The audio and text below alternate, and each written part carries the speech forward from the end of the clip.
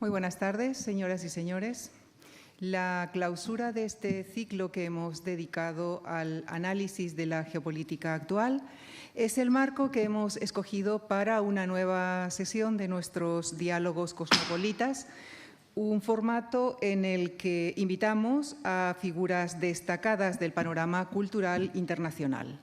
En encuentros anteriores de esta modalidad nos han acompañado los historiadores Mary Beard, Robin Lane Fox y Orlando Figes, así como el filósofo Wolfram Eilenberger.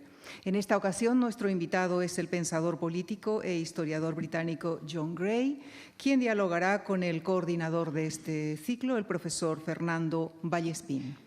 Él será quien haga una breve semblanza de la trayectoria de nuestro invitado, por lo que no me extenderé en este aspecto.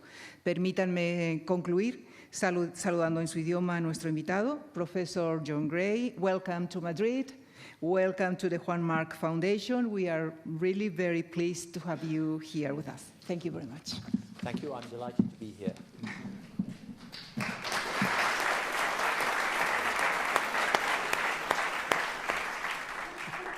Bueno, muchas gracias a todos ustedes por acompañarnos de nuevo. Esto será mi única frase, casi en español, porque hemos llegado al acuerdo de que toda la conversación sea en inglés. So thank you very much again, John. For inviting me here. No, for sharing your thoughts with us here at the Marc Foundation. I'll make a brief introduction of yours. I've constructed it, from picking in different places of the internet, but so the main ideas coincide. John Gray is a British political theorist and public intellectual whose career has been defined by a sustained refusal of comforting certainties. Educated at Oxford and long associated with the London School of Economics, Gray emerged in the 1980s within the liberal tradition, influenced by Isaiah Berlin and Friedrich Hayek, and at times sympathetic to free market ideas. Over subsequent decades, he underwent a decisive intellectual transformation that would make him one of liberalism's most unorthodox critics. Rather than rejecting liberalism wholesale, Gray recast it in austere, historically grounded terms. He rejects the belief shared by both liberal and socialist thought that history tends towards moral progress or political convergence. In Gray's account, liberalism is not a master plan for human flourishing, but a fragile set of norms and practices that help contain conflict among incommensurable values. His liberalism is minimal, pessimistic in its anthropology, and wary of grand political projects. Gray's most recent book, The New Leviathans, Global Powers and Moral Order in the 21st Centuries, you can see it over there, will show you some covers of some of John Gray's books. In this book, he develops these themes for our current era. Here he argues that contemporary global politics is defined not by a universal liberal project, but by a multipolar struggle among rival Leviathan states and blocs that claim moral authority while pursuing sharply divergent visions of order. The result, he suggests, is a world in which political legitimacy is no longer anchored in any shared narrative of progress, but in the contingent balance of power among competing sovereignties. I leave it here. As you have seen, unorthodox, critical, realist. I've even read that you're considered to have an unsentimental view of the human condition. I don't know if you would agree with that, but there's something with which I would like to start before we deal with geopolitics and all the rest, which is that the first time that we met was in the early 90s. Yes. So after immediately the post-Cold War period. And at that time, there was an absolute consensus regarding the future of liberalism. The idea was politics can be put towards working towards not just peace, but also greater degrees of freedom, greater unity among the peoples. Globalization is really a gift for humanity, and you were absolutely skeptical regarding that position. So you departed absolutely from that dominant discourse. But then, your position seems to have gained considerable credibility nowadays once we see what's going on around. So less Kant, perhaps, and more Hobbes. So do you feel more vindicated now? When you asked me that question, Fernando, and you're right that in the early 1990s or in 1989, when I published my first skeptical piece in October 1989 in an American conservative magazine on the end of the Cold War and the fall of communism, the title was The End of History, or perhaps the End of Liberalism. I argued that history wouldn't end, that history is a succession of stages and cycles, but has no destination, and that Francis Fukuyama's argument about that, which, remember, this was actually before the fall of the Berlin Wall and before but when it was clear it was all ending, before the collapse of the Soviet system, that what would follow would be a reversion to a more traditional, normal type of history. The normal type of history, I said, was conflicts of ethnicities, conflicts over resources, conflicts over religions. These conflicts going in cycles, the rise and fall of different regimes, some empires, some nation states, the periods in which parts of the world became anarchical, stateless zones. This is what would happen. And that was regarded as apocalyptically pessimistic, which in itself is strange, because an apocalypse is a radical change from one kind of world to another world. What I was saying was we're going to live in the same old world that we've already lived in, and the Cold War was itself anomalous, was an aberration. It was basically, at its ideological level, a contest between two Enlightenment projects. And once this has ceased, once this conflict has ended, it will end not with an unconditional victory for the liberal side. The Russian side and the Chinese side will revert to more traditional ways of thinking. And that has indeed happened in Russia, so that now Putin is, so to speak, a czarist political mystic. He's moved to a more Eurasian, anti-Western stance. And that was regarded as a very strange thing to say.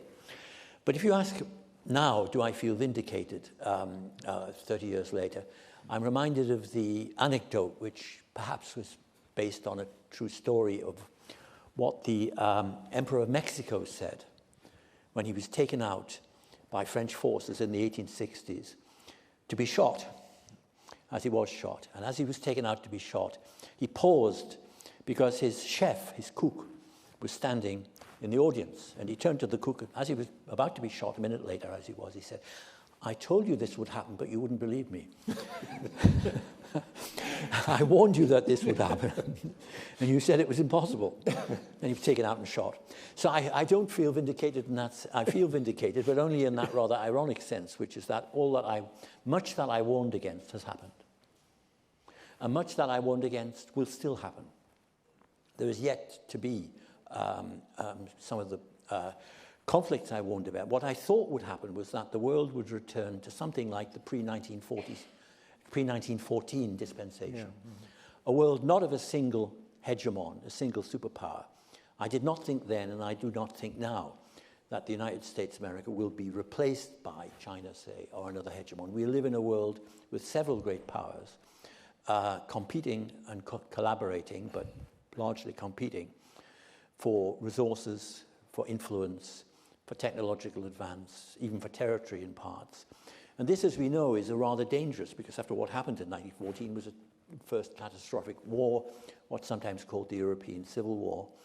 And I think we're somewhat in that position, again, not that war, a world war, is inevitable, certainly not. But there are many risks of war in many parts of the world, and in Europe, I think there's a clear risk of the war in Ukraine, if it is resolved or ended in a way which is advantageous to Russia, being followed by further attempts at advance within Europe.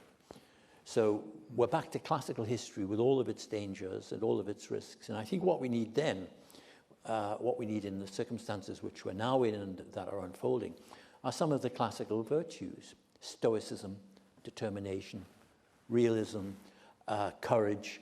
We need these old virtues, these old classical pagan virtues, though they're also to some extent Christian virtues, rather than the thin and brittle hopes of liberalism as it has been. Yeah, well, you have in part answered already to what would have been my second question, because in the in your last article in the New Statesman, you start defining our current situation, you know, in terms of this concept of the interregnum, you know, by Craxi, the sense that, you know, so the old order is dying, yet the new has not fully emerged, right? So my question would have been, as I told you, you have already answered part of it. My question would have been, so what is dying and what is emerging? Or we don't have still the means in order to be capable of anticipating, you know, any result. Everything, you know, it's radically unpredictable. Well, the idea of the interregnum, of course, was popularized on the left by the Italian Marxian theorist Gramsci. And he said that the old order of capitalism was dying, as you say, and there were many pathological or morbid symptoms of its dying, but the new order had not emerged, and we were living in this painful, awkward interregnum. I think the interregnum will be permanent. That's to say, Gramsci took from the Enlightenment what many liberals and neoliberals, and even some conservatives have taken from the Enlightenment, the idea that human history is a series of successive stages or phases which we would go through, and the end point is somehow programmed. It may not be strictly inevitable. There might be a reversion to barbarism, there might be a nuclear war or whatever, but there's a kind of built-in telos, as the Greeks called it, a built-in end state, which is a universal civilization modeled on the West, modeled initially on Europe. If you want to know where this idea first emerged, I think in a clear form, it was the French positivist thinker Auguste Comte, mid-19th century thinker. He said basically the West, by which he then meant Europe, is the engine of modernity. It's created what is modernity is basically a movement, a universal movement eventually, from societies based on faith and magic and religion to societies based on science. And what the end point of this movement is a universal civilization based on science. And I think many people who have never heard of Auguste Comte or have not thought about this very deeply take that as an assumption. And so when they talk about an interregnum, they'll say, well, there are kind of anomalous phases, there are regressions, there are difficulties, there are periods of barbarism, but the history as a whole is moving, however painfully, however slowly, with however many deviations towards that. So I take the view which is more like actually the ancient pagan view, or the Indian view, or the Chinese view, or the Japanese view, non-Western view, but which was also the view of ancient Europe. That history is more cyclical. Civilizations rise and fall. There are different regimes in the world, different types of civilization, different types of politics. It's always been the case, it always will be. So the question then is, how do we live successfully and in such a world? How do we live in a world in which a certain kind of radical disorder, conflicts of values, conflicts of regimes, is endemic? And that, I think, is the precondition of living well now. We have to put aside these hopes of a universal order. And particularly, we have to get over what I think is a deep-seated weakness of thought in Britain and other European countries, which is of thinking of this, the Trumpian period, the period of MAGA, and the period in which the United States itself has actively rejected the order it used to support. The basic regime change in the world is in Washington.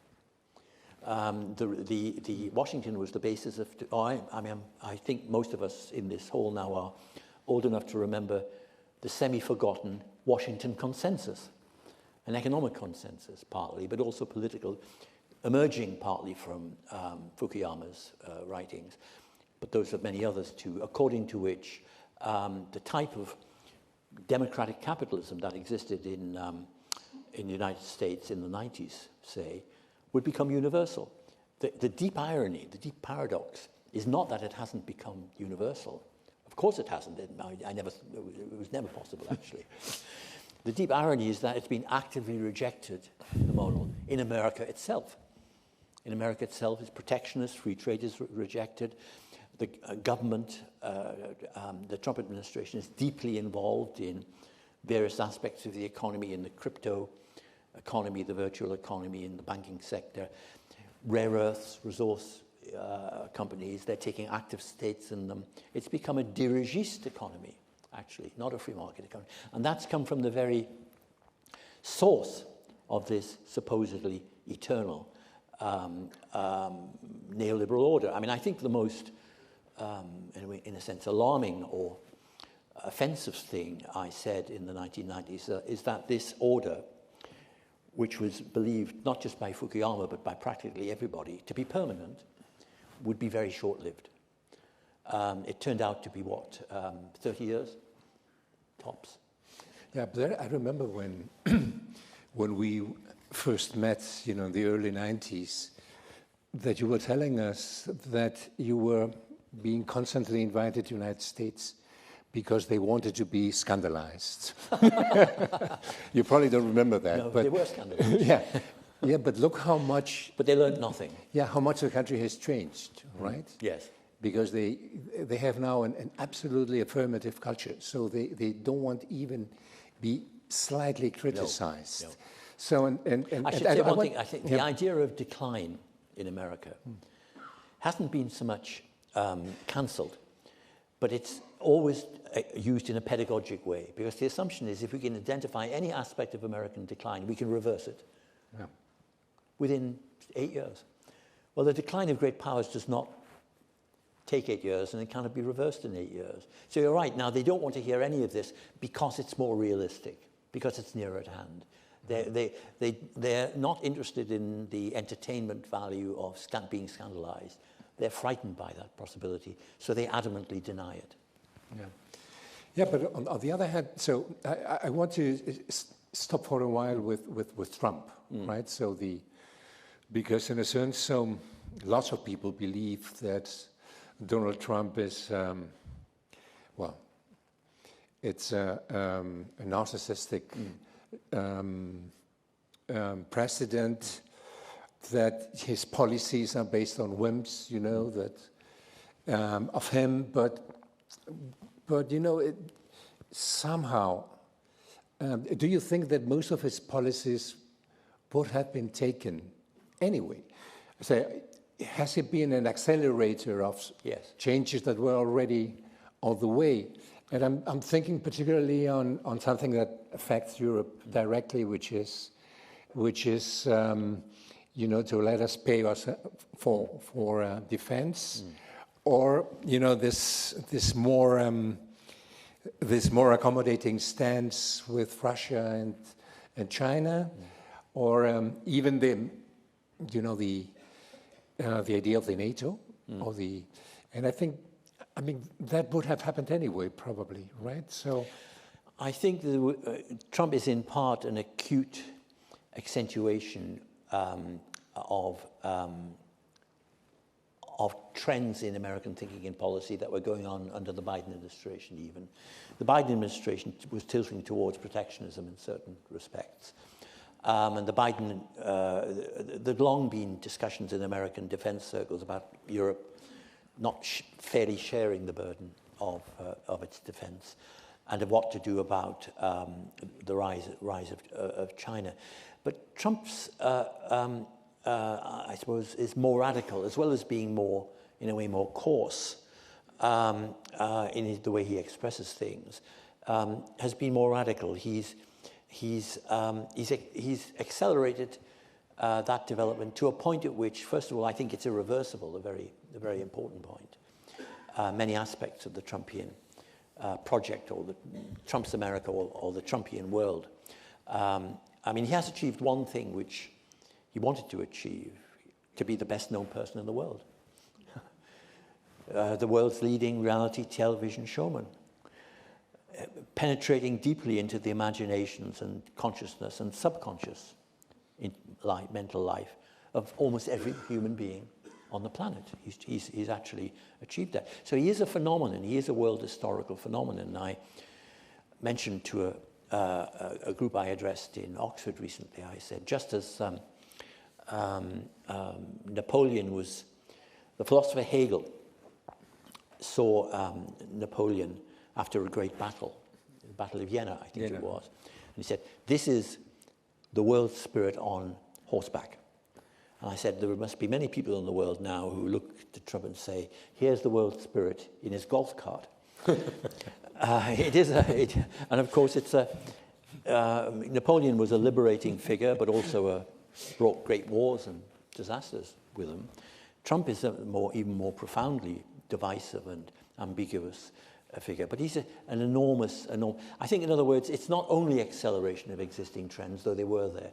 He's accelerated them to a point at which they've entered a new phase, and it's hard to go back to the situation in pre-Trump world. I think impossible, because America itself has changed. Remember, he's achieved not complete, but a high degree of control over the justice process.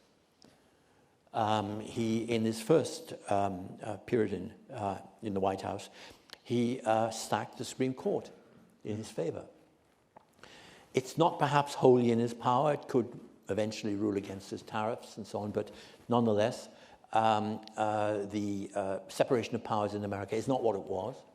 He's also brought the media to its knees.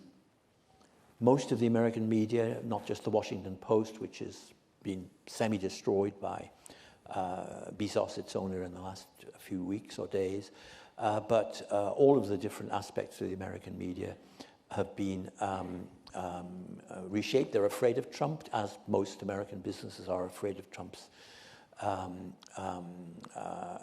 threats to them, so that America, from being the haven of safety in a capitalist world, is actually, in some eyes, becoming not investable. Because any capital put there, you don't know what's going to happen to it. You don't know how the barriers, which under the neoliberal period were never absolute, but there were barriers between the powers of government and how markets operate, have been largely dissolved. So it is an accentuation of trends, the Trumpian order, but one which is so accelerated because of media, social media, and other factors. Everything's accelerated nowadays. We're in a different world, and I think it's that the hardest thing to do. Actually, an American poet wrote this. Wallace Stevens, great American 20th century poet, he said, the future is easy. It's the present that's uncharted. It's the present that's hard to understand, when the present is very different from even the recent past. Even though there are some continuities with the recent past, they're so attenuated that we're in a new world which is quite different from the recent past. And then you have a deep-seated cognitive dissonance, which is that people are continually trying to screen out aspects of the world which undermine their worldview. So I think I saw that myself a little bit in at the same time. Think of this: at the very same time that many European leaders were deeply worried about Trump's threats to Greenland, which included at one point threats of using military force, they were simultaneously having meetings about Ukraine, which depended on Trump giving backstop to a peace settlement. Two completely. On the one hand, they were afraid of being attacked by the United States, European territory, EU territory. On the other hand, they were looking to a solution for the terrible and tragic Ukraine conflict, which would presuppose a reliable American backdrop. That's cognitive dissonance. Two things were completely incompatible, and yet they were doing it at the same time. So grappling with these realities, I think, is a precondition of any kind of intelligent response to the world as it exists now. Yeah, why don't we switch to Europe? Because here from a Spanish perspective, I think this is probably our greatest fear. Do you think Europe is resilient enough to be capable of supporting, these new changes? Or I think the problem is that the European project that we now inherit was expanded and acquired its present form at the end of the Cold War, because it then incorporated most of the former post-communist states. And the European project as it exists now, unfortunately in many ways, because it has many attractive and even beautiful features. I mean, one of the beautiful features of the European project is that people would not be identified with the identity that was projected onto them.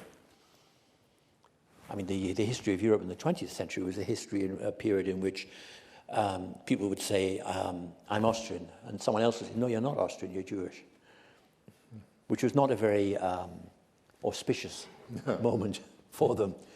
People projecting identities onto other people very often have fatal consequences, which is one of the things. A little lesson of 20th century history is if someone tells you he's going to kill you, he wants to kill you, it's a good idea to believe him. Some of these threats can then be realized. So the European project began, I think, as in its attractive and philosophical aspect, as a way in which people could live with plural identities without being threatened with them. But unfortunately, it thereby became, after the end of the Cold War, a Fukuyamist end of history project. In other words, the world it presupposed was one in which hard power, military power, the power to kill, the power to destroy, was of declining significance, which is, I guess, the deep reason why, along with other reasons, no doubt, as well, is that the European Union, even to this day, has no serious military existence. It's almost militarily non-existent. It has a currency, it has a partial, very partial, fiscal integration, it has a now rather partial freedom of movement within itself. Schengen is semi-functional but not fully functional, but doesn't have the capacity to defend itself separately. Particular nation states, France, Britain, and now Poland, have significant military power, but as an institution, as a project, the European Union does not have the capacity to defend itself. And the problem is that acquiring a capacity which would replace the American shield takes a long time. I'm not a defense expert, but I know defense experts, and I've asked them, and they all say, if you're talking about replacing the American shield, you're talking about a decade or 2 decades or longer. I don't see Putin as being so patient. I don't think he'll wait that long. I mean, his point of maximum, again, this is what defense experts say, not me, but his point of maximum leverage will be maybe 3 years from now, or 5 years from now, not 30 years from now, or 20 years from now.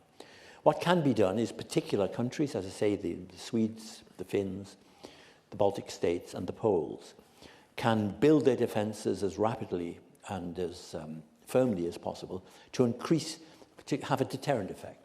So, the Finns have a historical experience of that, in which they prevailed against the Soviet Union. Yeah, they won 2 wars against the Soviets. Against the Soviets. I mean, they know what it means to be attacked, and they also know what it means to resist. So they'll build. The Poles are now perhaps becoming, outside the nuclear sphere, the major military power in Europe. A land army, massive weaponry, building them up every single day as a deterrent. And the Baltic states are all in readiness for some kinds of incursions, which might not take the form of traditional invasion, but of hybrid war. there is already a hybrid war. I mean, from some points of view, I've heard this said by British and other military experts, from some points of view, Russia is already at war with Europe. There are strange balloons floating over airports. There are constant breakdowns in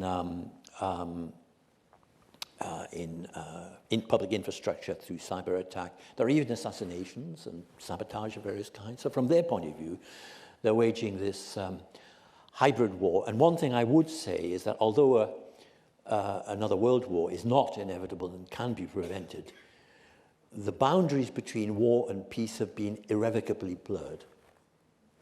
Peace, as it used to be, is an irrecoverable condition. Whatever happens now in Europe and elsewhere, the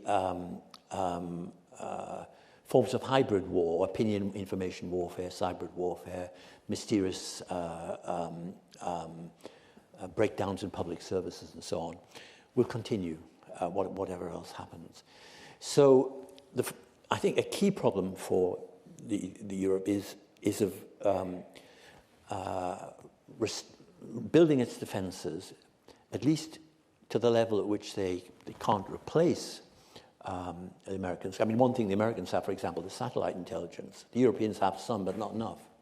Can't replace that quickly. It takes 10, 15 years.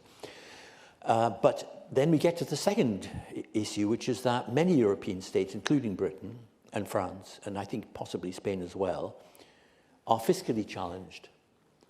They don't have the obvious fiscal capacity to spend much more, to double their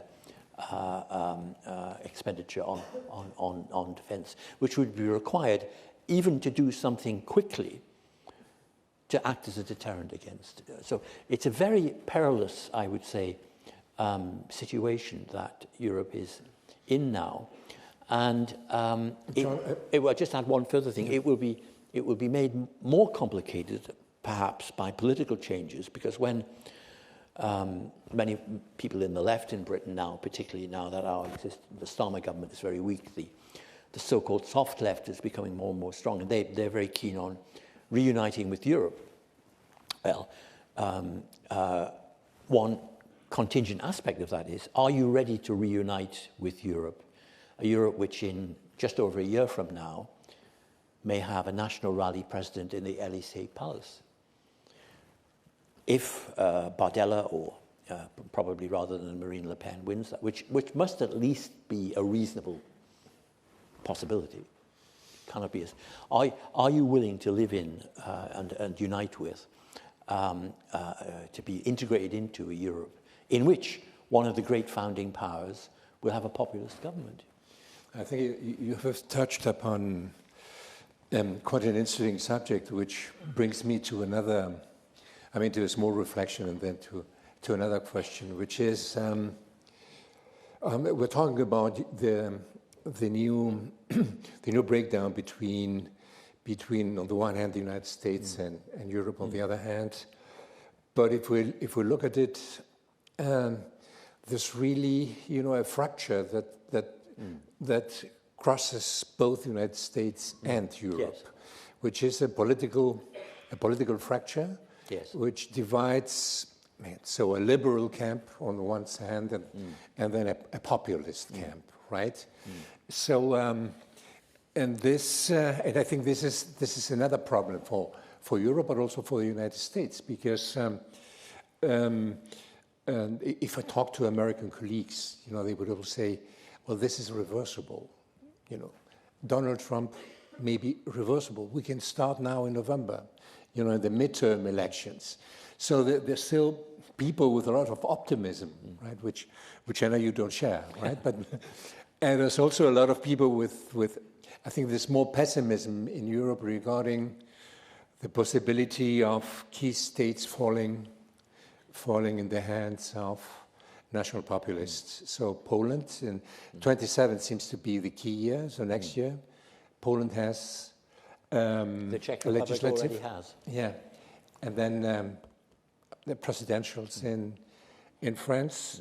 Let's see what happens in Germany, because we, if they keep on this, they keep the firewall or not, vis-a-vis the AfD. So, so what does it make out? What does it make it out of the West? So, because we were supposed to be a community whose identity was based on principles and values, exclusively, right? So, and if there's no agreement, you know, regarding that base on which we build a common identity, so what does unite us? So, what's the glue, you know, that really make this civilization, so-called Western civilization, survive in this next decades? Well, there's a political level of this discussion, and then what you've described as a civilizational level. I mean, at the political level, I think there's a deep-seated belief among liberals that what they call populism, I mean, since 2016, when Trump won and Brexit happened in Britain, I think I've heard about at least 20 confident media predictions that populism had peaked. So they think of it as an aberration. And they can think of it as an aberration, an anomaly, which will have a definite period of die out, because they don't understand or deny their own role in creating it. I mean, my understanding of populism, a kind of rough definition of populism, is that populism is what liberals call the political blowback against the social disruption produced by their own policies. In other words, they've offshored industry, leaving, in the American case, parts of America as post-industrial wastelands, taken that out of, I mean, the employment is just gone. They've removed various controls on banking and a kind of consensus on corporate rewards so that large parts of the middle classes feel very precarious. They did that. They've also made terrible mistakes like the one that Hillary Clinton made when she did this. I gave a talk on the BBC radio about this shortly after she did it in, I think it was August 2016. She referred to a third or 40% of the American population as deplorables. Remember that? She said that this basket of deplorables. So 40% of the American population were dismissed. What are they supposed to do? Say, yes, we are. We'll vote for you. And thank you for telling us. We're very grateful for you identifying our morally atavistic and intellectually subnormal characteristics. The moment she did that, I thought the game was up. And I thought then that Donald Trump had the ideal antagonist, one that would guarantee his. The liberals, by what they've done and failed to do, have created the opportunities in which someone like Donald Trump could emerge and could gain power. So before the election, I said, I think Trump's going to win. And I also thought he would win again because the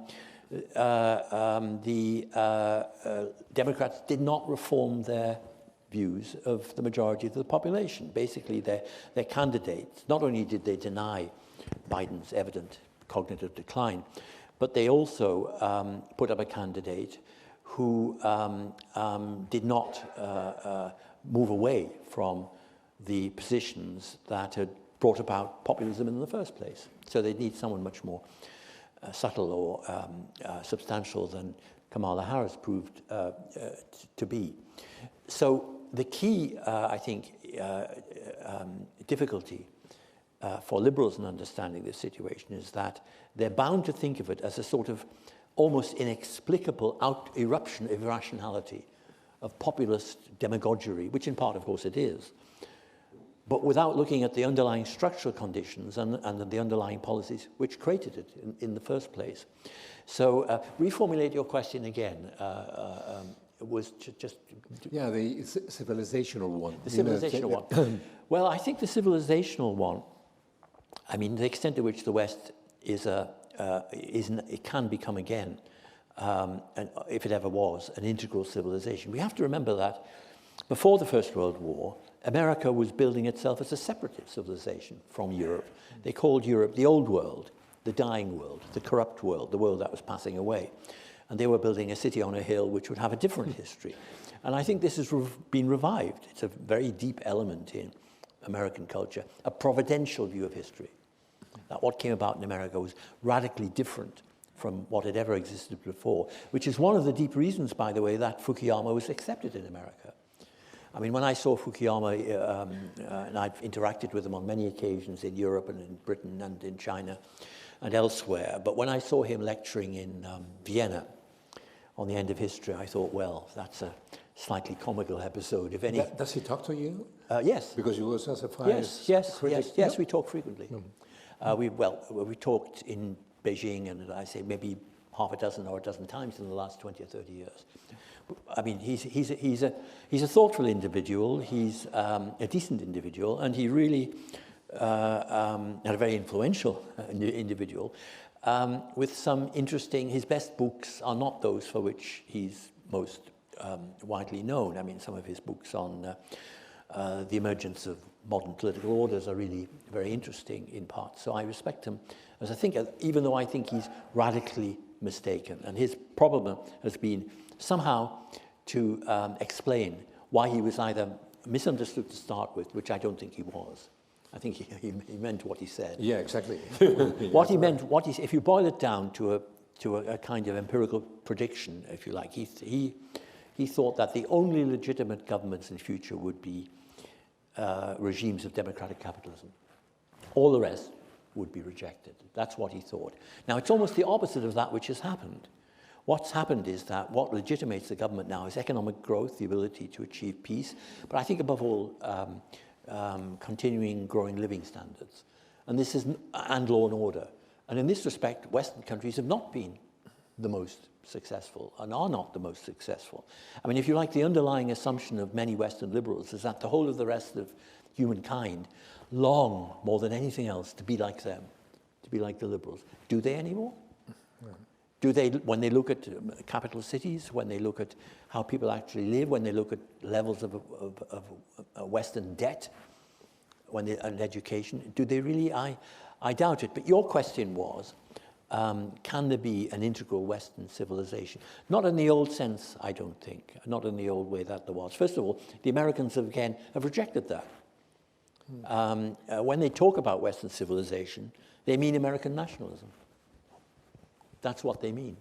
I remember when Professor Huntington published his book in the early 90s on the clash of civilizations and global order, I think it was called. I don't know if many of you remember this. Professor Samuel Huntington, the Harvard political thinker, very controversial book, but very influential as well. I read the book twice, and I read it with a question in mind. What is a civilization, according to Professor Huntington? Religion. Right? No, civilization is an American minority. It was an entirely parochial contribution to an American debate about multiculturalism. The civilizations that were represented that were ones primarily that were active in this debate. If there are other civilizations which weren't there, we never heard anything about them. So it was a sort of parochial debate. What he meant by civilization was America. And so already that's a fundamental difference, a difference between the rather complex and older civilizational matrix or matrices of Europe, which included Eastern and Western Christianity, the Holy Roman Empire, nation-states, modern radical republicanism, Jacobinism in France, counter-revolutionary movements. That is, in many respects, a different civilization, and of course it's also been changed by large-scale immigration. So I don't myself see that a project of revitalizing an integral European civilization can be made to work. And in that respect, I'm more skeptical, if you like, or they would say more pessimistic than many of my friends on the post-liberal right. What we can think about is how what was and is valuable in the various elements, traditions of Western civilization could be, which I think this still could be, preserved or extended, because elements of it, I think the old practice of tolerance that we had in many countries in which disagreement about certain fundamental issues was regarded actually as normal.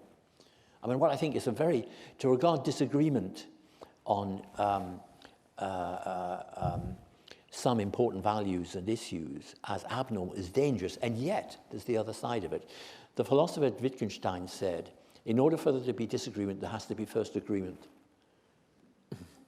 If you only, if people don't agree on the terms they're using, on the ideas, the concepts, you can't even have disagreement. I put that differently slightly myself. Unless you have an idea of truth, you have no use for doubt. Unless you have an idea of truth which we can approach or move away from, all there is what you think or want or feel. And that's one of the great dangers now, I think, which is a kind of subjectivism, when people say, well, I just don't feel like that. Well, then we can't talk to each other, we can't learn anything from each other. And then you get the great danger that the ultimate form of conversation is violence. The only form of conversation left is violence. And even politics, I mean, politics, if you like, traditionally in the views of thinkers like Hobbes or Ortega y Gasset, was actually a kind of alternative to war. Or a mild form of war, if you like. But if you remove any possibility of discourse among people who differ in some fundamental respects, if you take the kind of Manichaean view that one view on abortion is, I'm pro-choice, that's for the record, but if you take the view that one view on abortion is the only view that can possibly be right, and anything else is diabolical or a monstrous violation of human rights or the sanctity of life, then you can't live together.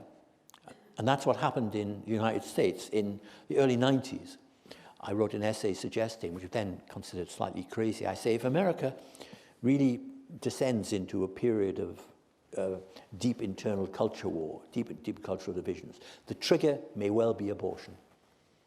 And the reason is that the Americans constitutionalized law on abortion so that it became a right. Now, if you constitutionalize a freedom or some particular moral position in a society in which maybe a third or 40%, or at least a quarter, regard that as completely diabolical, you can't have social peace anymore. And you also have another possibility, which I predicted then. I said the result of this will be that the American judicial system will become an object of political capture. If you create a Supreme Court which implements these rights, these supposedly fundamental rights, what will happen, it took over 30 years, is that the parts of American society, of American politics, which reject these rights, which regard them even as the work of the devil, will gradually over time formulate the project of taking over the Supreme Court, which Trump did in his first term. So now it's a question, no one knows actually anymore how the Supreme Courts were going to react, whereas earlier on, the Supreme Court was seen as an embodiment of liberal values. It no longer is. Yeah, this leads us to another question. So I want to bring in two more subjects. First, the crisis of democracy, and then we have to say something about China. So I'm interested to know what you think about it. So regarding the first issue, I remember the words of a French professor who started a lecture saying, I have a bad and good news. So the bad news is that democracy is in crisis. The good news is that it has always been in crisis, right? So the question would be, how deep is the crisis now, and can we glimpse something like the ending of what we now call liberal democracy and switch towards something that we may still be calling democracy, but that won't be a democracy anymore as we understand it? I think the change that has occurred is that when Fukuyama said, in future there'll only be one legitimate political system, liberal democracy, he crystallized an almost universal consensus in the West. But democracy is actually not, liberal democracy is not fundamentally different from other modes of government in that, I mean, all modern modes of government are forms of popular government. There's nowhere in the world any longer in which government is a matter of divine right or pure legitimacy. They all turn on delivering benefits, whether they're the benefits of peace, which Hobbes called commodious living, the arts, he said, and science, but crucially prosperity, safety in the streets, but what we now call economic growth. They're the conditions of legitimacy of every form of government now. And in that respect, democracy is not, I don't think, has any unique priority. It's one of the competitors.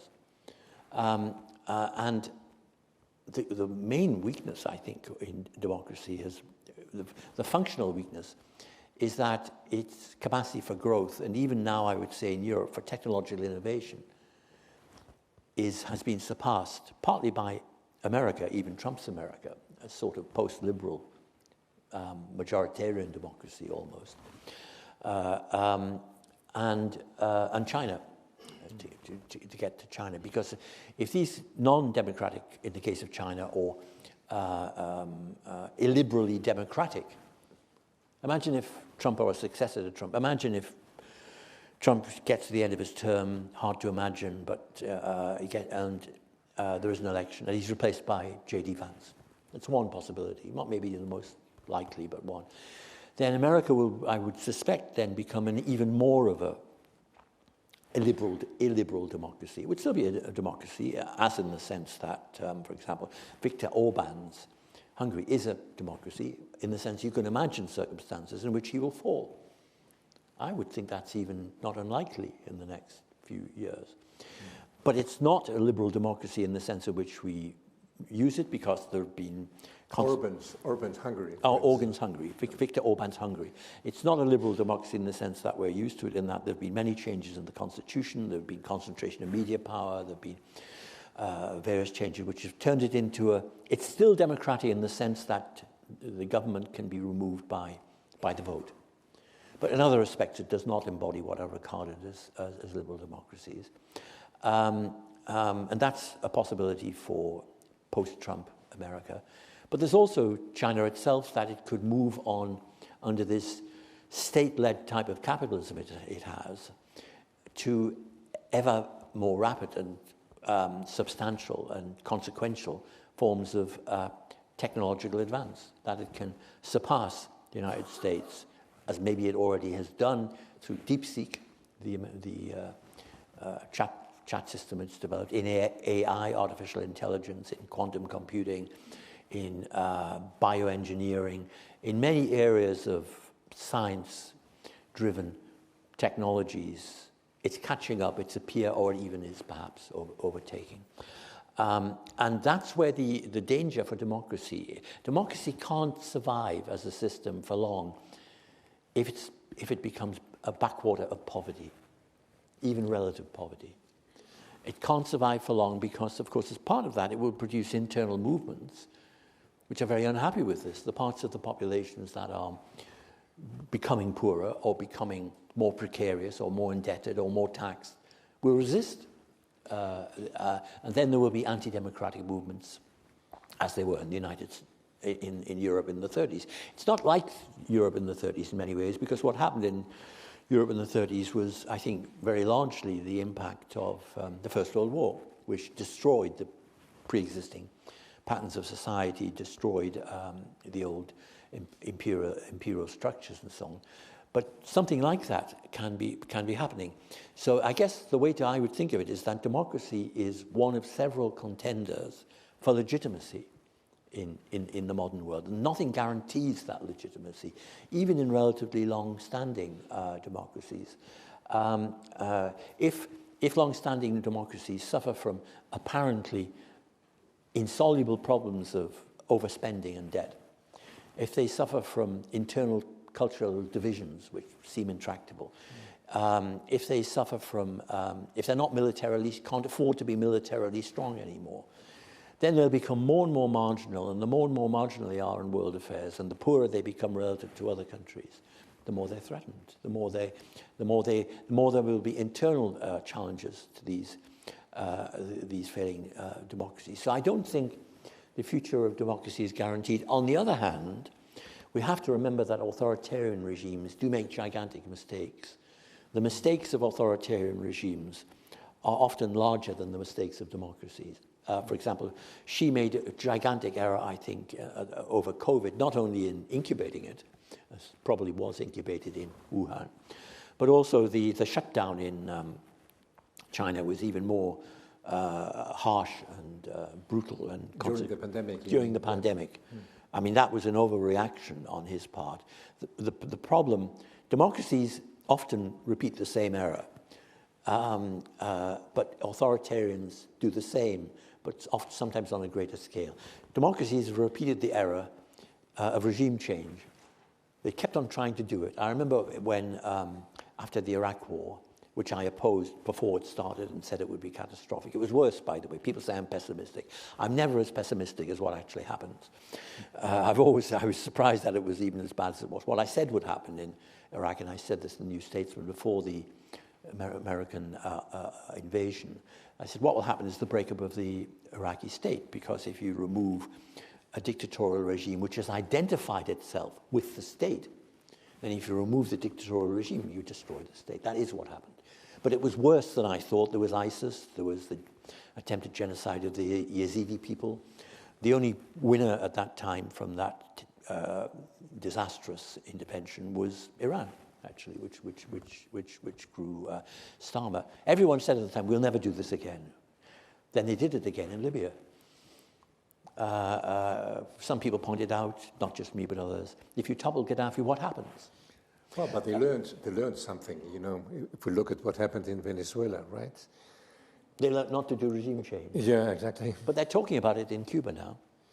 And some people are talking about it in Iran. Yeah, but Cuba is breaking down by itself anyway. Yes, that's true. But some people thought the regime, which is a terrible regime, of course, in Iran was breaking down. But it still has the capacity, which maybe it doesn't in Cuba, for ferocious repression. It can kill thousands of people. So there was a very narrow or limited learning process. But in authoritarian regimes, which is the weakness of authoritarian regimes, it's a slower process, and the mistakes can be gigantic. I mean, if you think of it as an error, think of the Cultural Revolution. Think of the Great Leap Forward. Millions and millions, tens of millions of people perished in those disastrous. Because in an authoritarian regime, there's no way for feedback to become relevant. And that's a risk, by the way, that the West faces, insofar as it, in a sense, tries to emulate the authoritarian regimes. And this is a tendency as well, of saying, well, shouldn't we control the social media and so on, so that what they call disinformation is limited. Now, there is disinformation on the social media. There are terrible things on the social media. There's been a reversion all over the American media, the social media, to, for example, hideous forms of anti-Semitism have re-emerged become popular on the American. So there are serious concerns.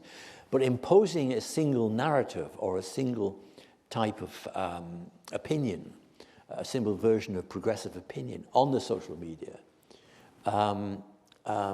is dangerous, because you don't actually understand then the underlying dangers that are emerging. You don't understand that there may be some serious social roots, not for anti-Semitism, but perhaps for anti-immigrant sentiment and so on, that there'll be problems in social services, problems in housing, problems in education and so on, that these may be real problems. If it's all blanketed and all censored, you can't find out about those issues. So no form of government is perfect. No form of government is free of these dangers. And then it becomes a balance of relative benefits and costs as perceived by the population on which it depends. And then liberal democracy really doesn't, it has no unique priority, I think, then. It has no unique claim to be always more successful. It's certainly not always more successful in terms of China is the counterexample. I mean, China is the big counterexample. Yeah. China is the big counterexample because the Soviet Union was not an economic success in general.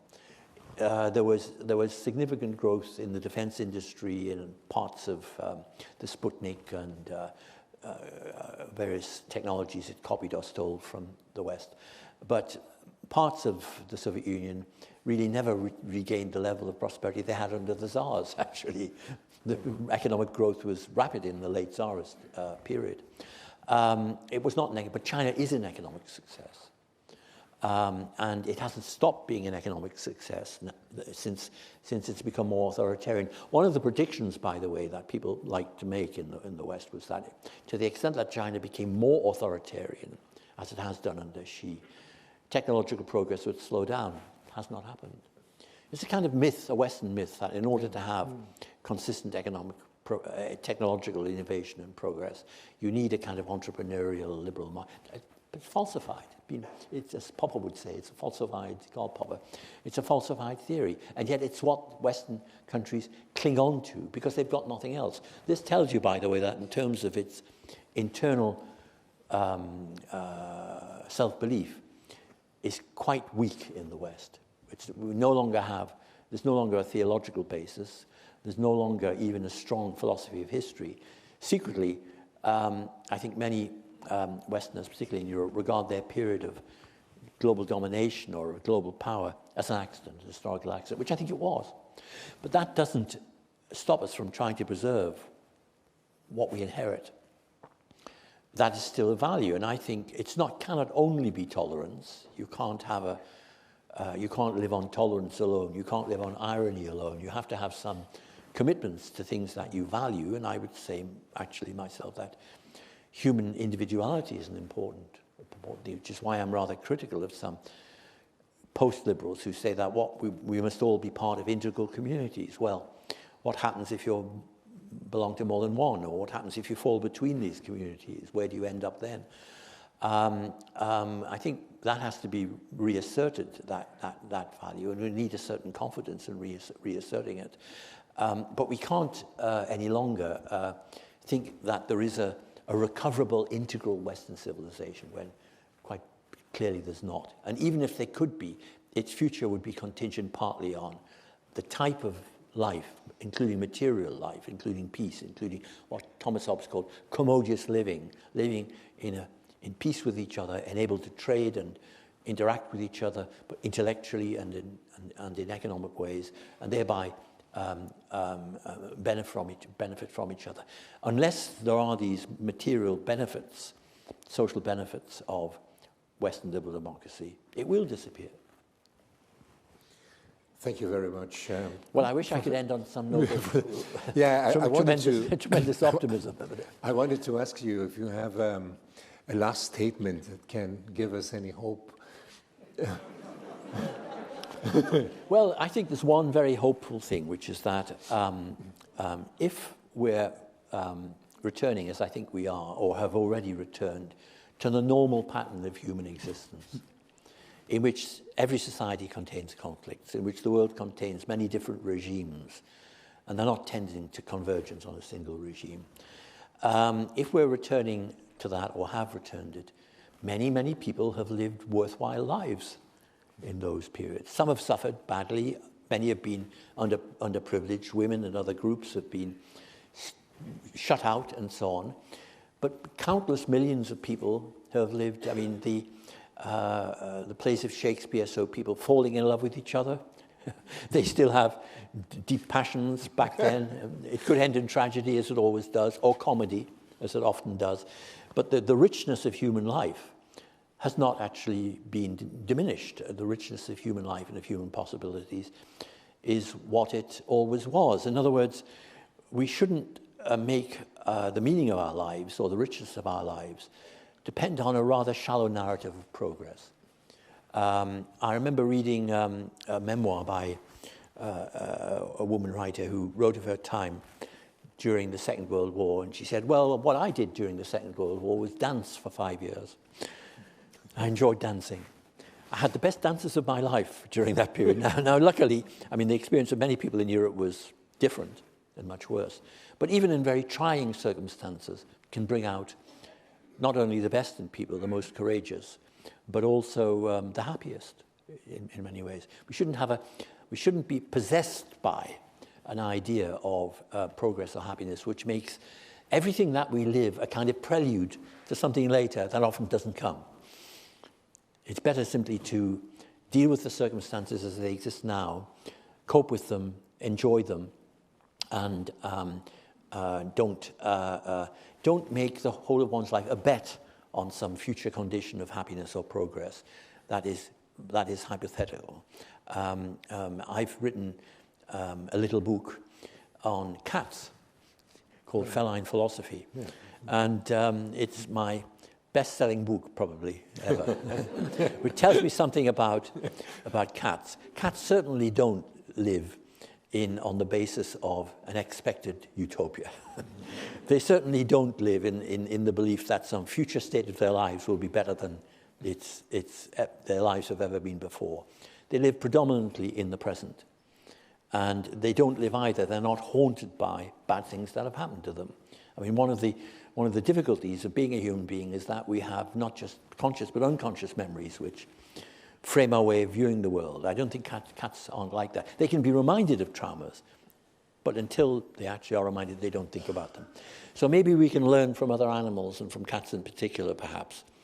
My wife and I, we had our last cat died recently at the age of 23, and I think it had 23 happy years, which is a long life for a cat. So we can learn from other species as well as from the wise writers in our own species. One writer I've learned a lot from was Isaiah Berlin, who I knew well. Another was Michel de Montaigne. Oh yeah, of course. He lived through a dangerous time, and yet he was able to be happy in a dangerous time. So that's optimistic, which is that the possibilities of happiness and of fulfillment have not disappeared. What's simply vanishing is a certain myth, a secular myth of progress. That whether or not people adamantly cling on to it, they insist upon it being absolutely essential. Without that, I've had many people say when I've given talks, well, if I believed what you did, Professor Gray, I'd stay in bed, to which my reply is, well, stay in bed. You shouldn't really need a myth to get you out of bed. Thank you very much. Perfect.